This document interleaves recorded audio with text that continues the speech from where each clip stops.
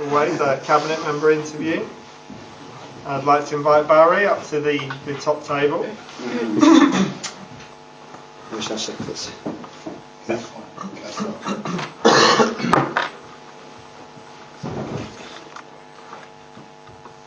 Okay, so I've got two titles here for you, Barrie, so you're going to have to correct me on which one's right. One of my things calls you the Cabinet Member Communities and Safety, and one Community Safety and Leisure. Second one. And all members of the committee will have the paper that lists Barrie's large area of responsibilities. There's plenty on here. So do be thinking about questions, but we're going to start with just an overview from the Cabinet Member about where we're at or any key points that he'd like to make. Then we'll get into the questions. So Barrie, over to you. I think notable achievements this year, I think, is the voluntary and community sector strategy, where we have worked very, very closely with the voluntary sector to develop a three-pillared strategy which involves the council, the voluntary sector and the CCG. And out of that we have a strong strategy with one of the highlights is the common outcomes framework, which is informing our commissioning going forward and likely to inform our commissioning going forward right across the council, where we approach or we put out to tender our contracts, and contractors will come back to us, and we'll expect them to tell us how they're going to meet priorities that this council has across a range of issues.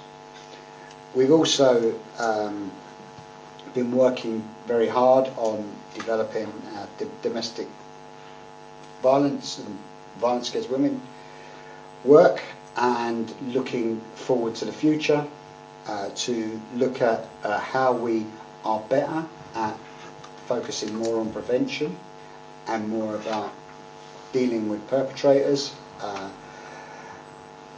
We have a good service in terms of tackling domestic violence, but we still have a very high rate of domestic violence in this borough. One of the really key issues is to ensure that there are not repeat perpetrators.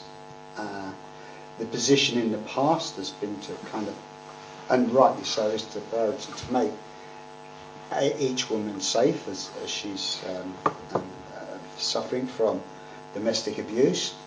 But we also need to really work very hard about how we work with the police, of course, to deal with perpetrators and to try and get in at an earlier stage.